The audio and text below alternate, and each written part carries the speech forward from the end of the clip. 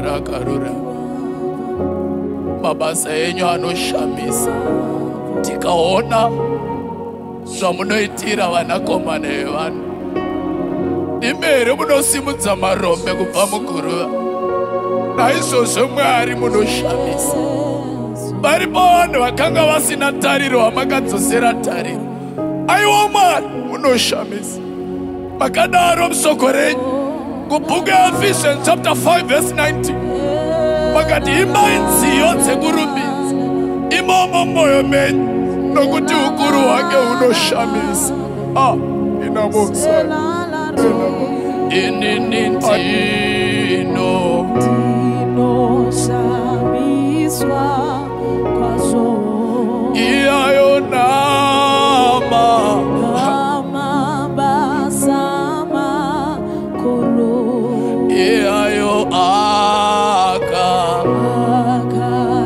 akaitiwa niwe aiwa ose inamo seveniana enina nati ndinoshamiswa kwazvo iyayo nama kanimo sana Mwari anikata aiwa ose Mwari mabasa enyu anoshamisa timere makachengeta pasi warumwa nenyoka ari pamalita varidzi vagunda vatiti Pauro wakufa but takamuona achirarama vakati achawira pasi chikara chamuruma ichi chitomuparadza but vakamuona achirarama nekuti makanga madaro kubhuku yaMark chapter number 16 vakati muchanonga nyoka asi hamungarumwa muchanwa poison asi hamungafi vakatarisira kuti wakuparara vakaona achirarama nekuti mabasa enyu anoshamisa Mwari naizvozvo vakanditeerera varipo vakatarisirwa kuti vachaparara varipo vakatarisirwa kuti vachapera varipo vakatarisirwa kuti vachabuda mutsvimba vamwe vakarumwa nemereji dzavakapinda vamwe vakarumwa nemabasa avakapinda vamwe vakarumwa nehama dzavakatrust nhau dzakutarisira kuparara kwavo but havana kuziva kuti kuna Mwari anoshamisa kalusena mandabaya inobuda misoti yangu Mwari inobuda kanando nafunga imi inoerera misoti yangu larusaba inoerera inobuda wangu misoti inoerera misoti iyo kanando tinakutonzwa munhu pane vari inoerera misoti wangu Mwari ola ramani kabaye na inabuda misoti inabuda misoti kanando funga iwe inabuda sani manada asingwari kana ichibuda misoti kana aiwa kanadoka aiwa nafunga iwe tinaro makatora kubva mumataka ukuru wenyu kalarina nena tinaro makatora kubva kumusha ndakanga ndiri kumberengwa Mwari mukandibvisa kumusha iko zvino ndakudzi munhu ndamudhorobha amushamisa here Mwari tinere ndakachata vanhu vakatarisira kuti aroro amushamisa here Mwari tinere ndakudraivha mota munhu aimbofamba netsoka amushamisa here Mwari enamania kaninamono misati Mwari enaniano sanene yachobuda kinenamo Kaneragarira ayana manesa dabaya. Oh, Mari wangu. Misonzi inabuda. Inabuda na muvera Mari. Madi napaga senyo Mari. Oh, sana nana. Oh. Kaibude misonzi yangu. Kaibude misonzi yangu Mari. Ndonatumbo tola nguye ku reflect. Koga viswa na Mari. Tiwa wangu tanzua posti babasa. Iwa usina olefu iwe. Wako manecha vandu vane matikri. Asi Mari ereye. Iwa wandiwa wako mereka iwe. Nema visiro akamuita pamuli. Asi Mari ereye.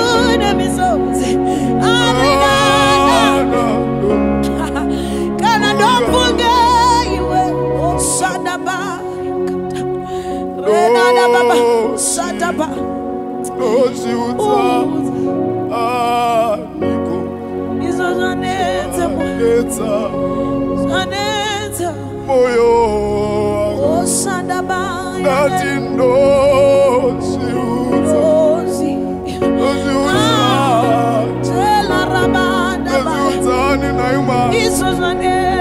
come on.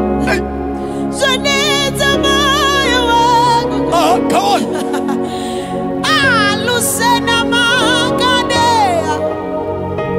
Does you want to Jehovah? Is all Marie. Janet. You are my own. Panavagakura was in a berek. Bano tutani konyata. Panavakati was firwa. Amanongo did the Java Banga wakati kuskora nija kuendesa.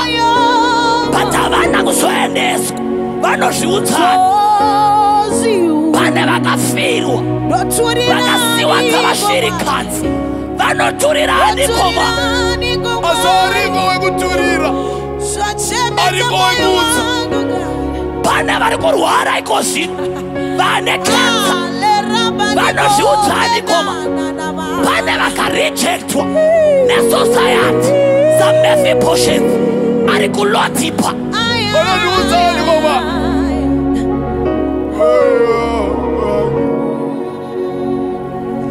Auntie. Dozi wazani go. Dozi wazani go manza. Oyo wako. Osadaba. Gatimu. Aleraba. Kutsei wari. Ay makuzwa Mari. Oyo. Allah.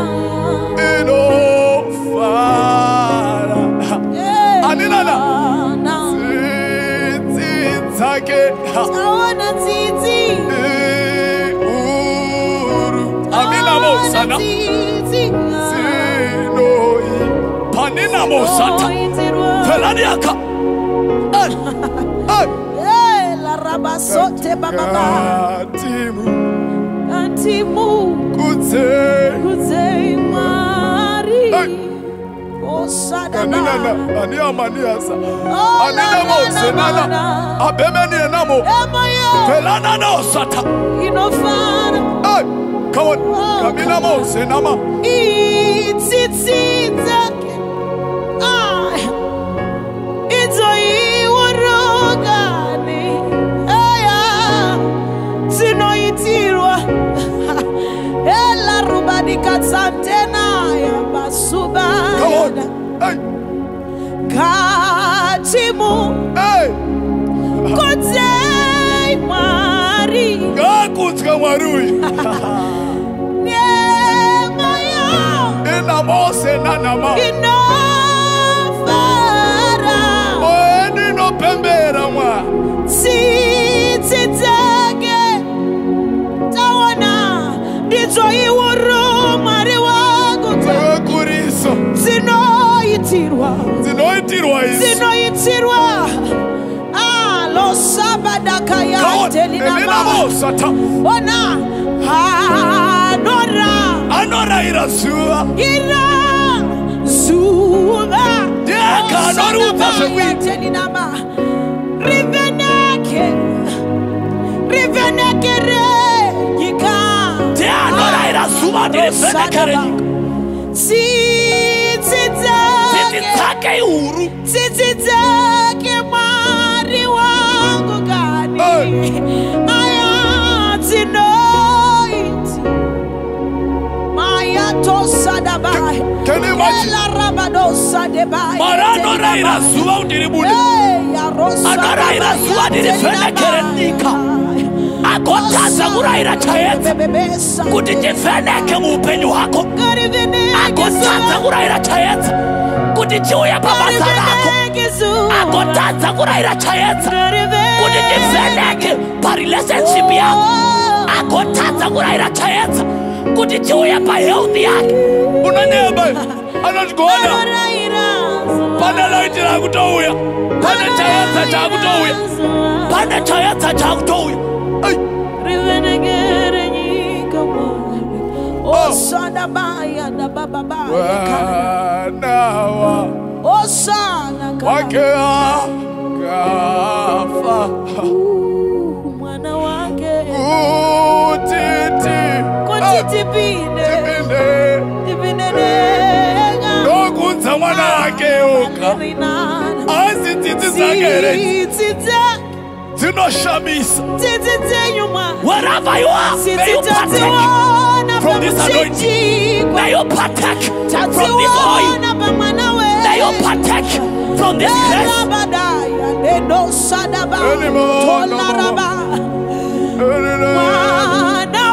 Come on.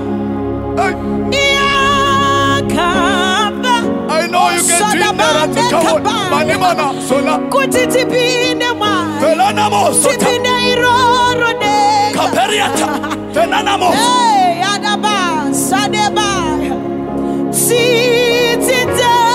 Akuna na titi zinembezake.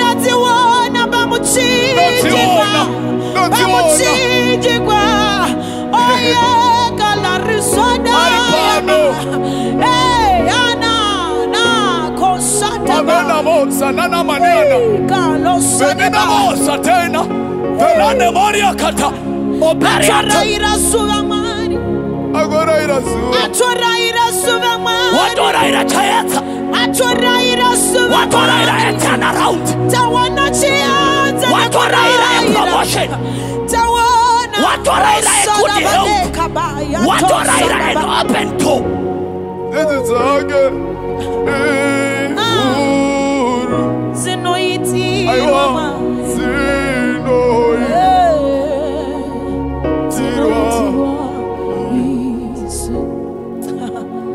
Oh, Kalaramandeka.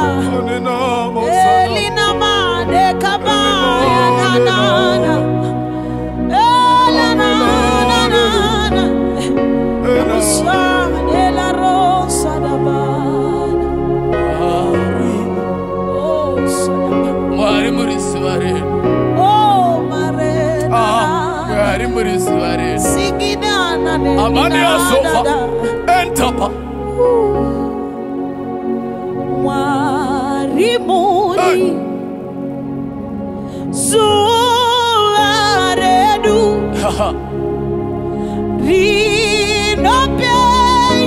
Rinopenya Ipape Usuru Pausuru Iwa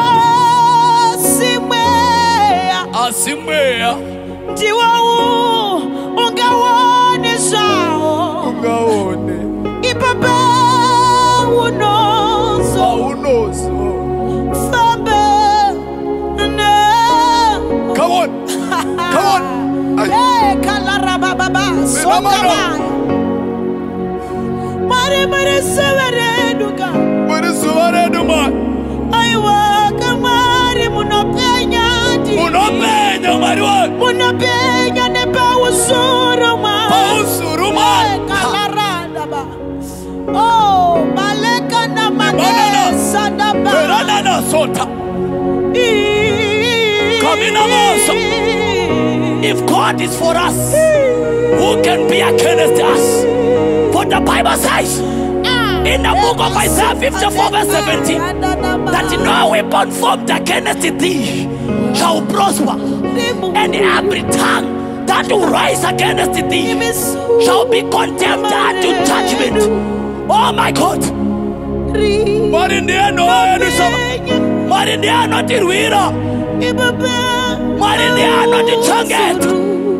Akuna anokona kukuroya kana marapindira nyaya yako. Akuna anokona kukuparadza kana marapindira panyaya yako.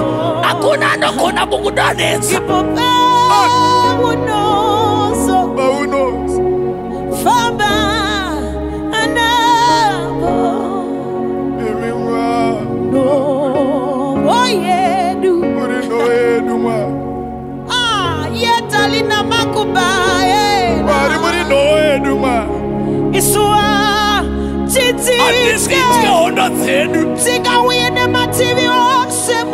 Baribanaenda kunganga patate dziji. Baribana kwidibira mbia patate dziji. Baribana tumira mazizi tabara patate dziji. Kina mana senama peranio senana apera kota pelaka seriaka solana rabado sada. Ziwata ndinobvundudzirwa nacho imimwarimuri marimuri sivare iminovo yedu marimuri noyedu isuwa tititya mukatirakadza vanodiparadza izohondo dzedu imihondo yatofunduka muripo mwari dzose dzinokundwa newe dzinokundwa nemi ani manamo sananamani ataya ikowe kananamos karina ekufara amuziri mere makati kuna Jehoshaphat honda iri pamberi pako hizi yako ndeyangu Jehoshaphat apererwa makamuti ipapa rekandeanda inini ndava ndeyangu Mwari wenyasha mukasauya zvamakaita vana Jehoshaphat taparara. Kuna vasingade kuti sumuke, kuna vanoda kuti tiwire pasi, pane vanoda tirambe takadaro. Mwari mukasauya sezvamakaita vana Jehoshaphat.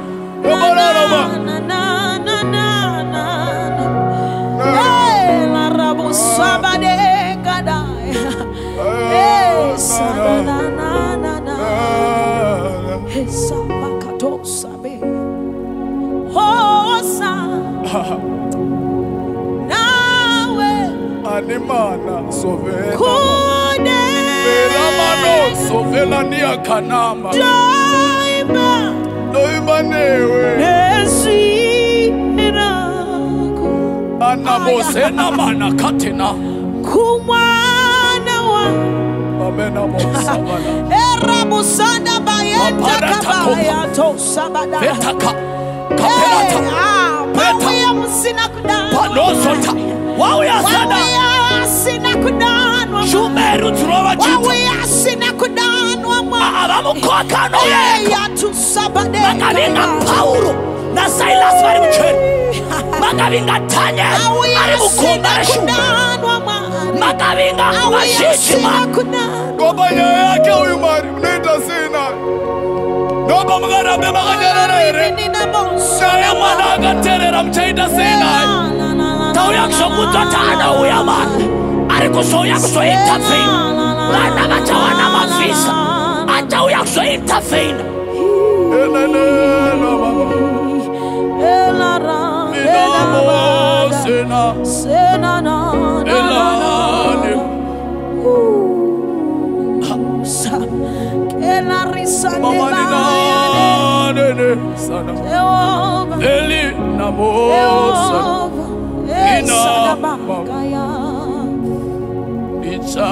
ichakufemera iwo mweya wangu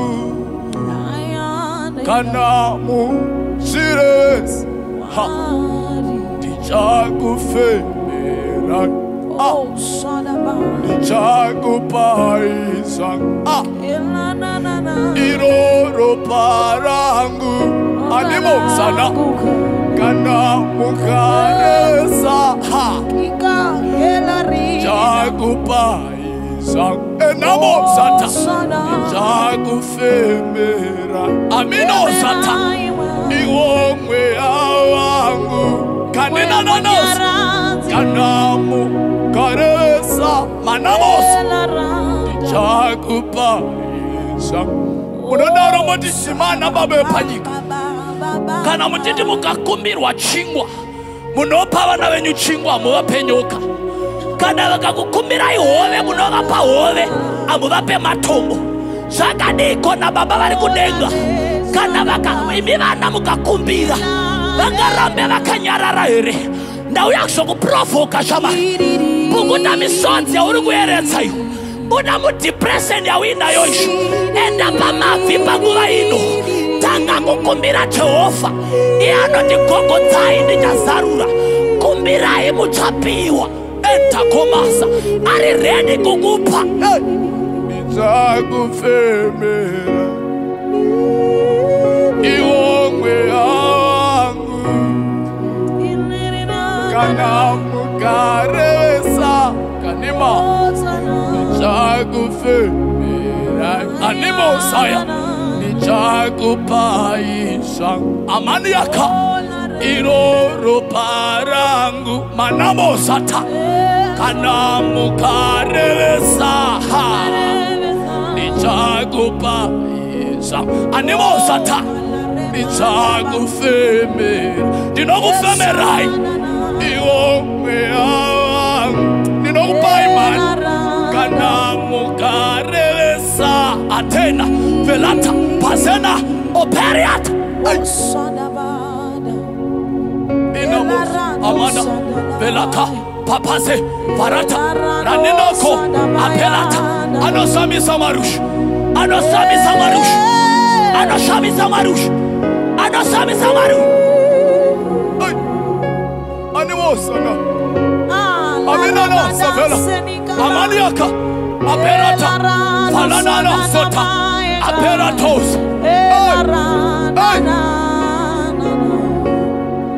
oyo sani Kalarabado Sanebaya come on Kisenditwe Nekufa akapa sentapa abrota Ditwe ine Sititako Ditwe man Zaunopa Panuos Mnyangwani nanunopa Kazi uye man Kazi uye bandiri Losade bakayanti na banda kabaya Emaniata come on Manina no sanamiaka Velanina no satia Sada bariko sada baye dadaba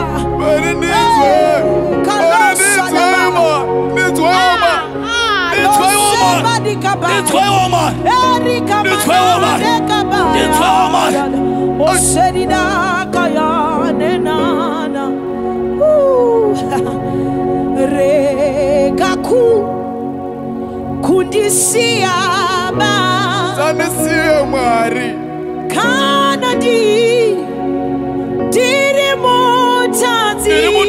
usandisi Mari andiwoni diribofu mari Osichingo taura izvira nesimba Iro izviri nesimba Taura izviri nesimba mari Taura izviri Mari daima taura izviri nyuka Anoya kwa muri muranda Taura izviri Oti mwana wangu arwara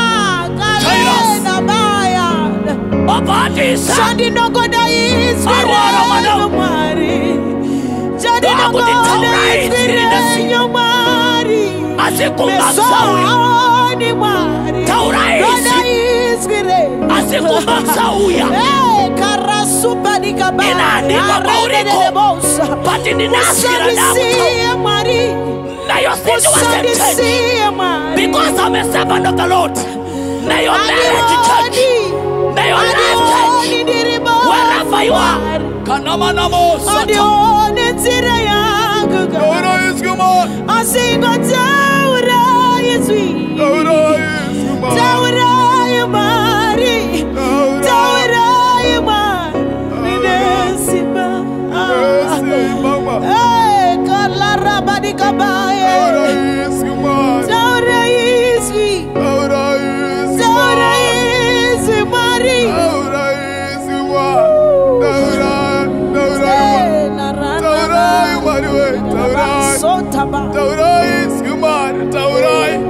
oh, speak, Lord. Speak, Lord. First Samuel chapter number 3. But in those days, the voice of the Lord was heard. In those days, there were no frequent visions. But the Lord said to Samuel, may I become Samuel of my generation. May I become Samuel of my family. May you speak a word.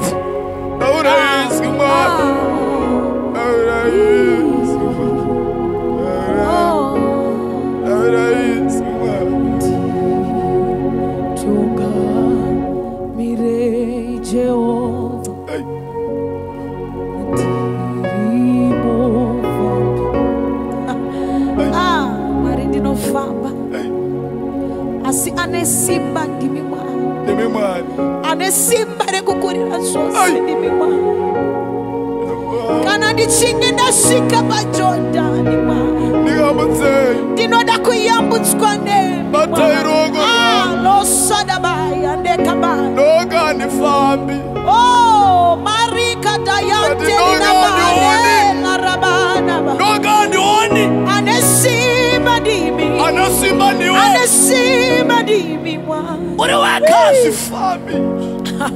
Uriweka uroreke. Uriweka business aritangiki. But iyakana akakubata ruoko. Unayambuka pasinga yambukiki. Iyakakubata ruoko. Unaita zino shamisi.